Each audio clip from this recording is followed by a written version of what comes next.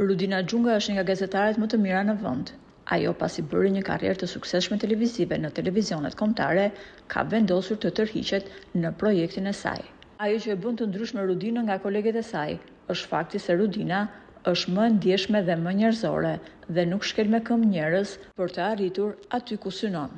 Por nëse ajo nuk e bën këtë gjë, duket se koleget e saj mund ta bëjnë, madje duke e sulmuar dhe te pika më e dobët, mamaja e saj.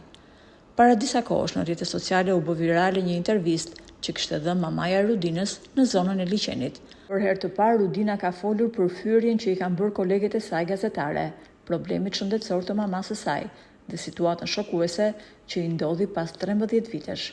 Rudina tha: "Mami im vua nga humbja e kujtesës dhe një herë doli nga liçeni një kolege gazetare dhe e intervistoi.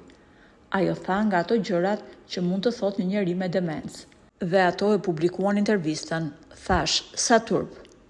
Mamaja ime gjatë intervistës tha: "Ja mamaja Rudina Xhungës." Dhe ato u gëzuan dhe e bën virale këtë intervistë, pikërisht për këtë gjë. Por kjo është shumë e rëndë dhe pastaj njerëzit më thonin: "Okej, mbas kësaj interviste, mami nuk duhet të dalë më. Po si ta bëj unë? Ta izoloj mamin në shtëpi, që ata mos tallen me mua? Nëse njerëzit duan të tallen me mamin tim që ka probleme shëndetësore, le ta bëjnë, por unë kurse si nuk do ta mbyll atë në shtëpi se tallen të tjerët. Mami ka nevojë të dalë dhe ajo do të dalë. Unë kur nuk do ja refuzoj lirinë e lëvizjes mamit tim."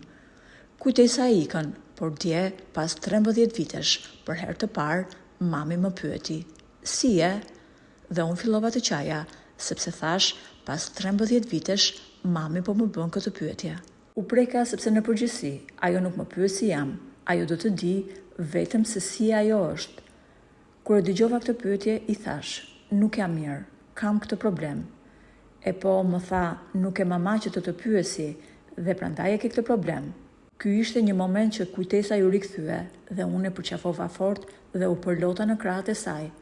Dhe për të gjithë ato që u tallën kur doli video e mamit tim, po ju them përsëri, mami im do të dalë përsëri nga liçeni.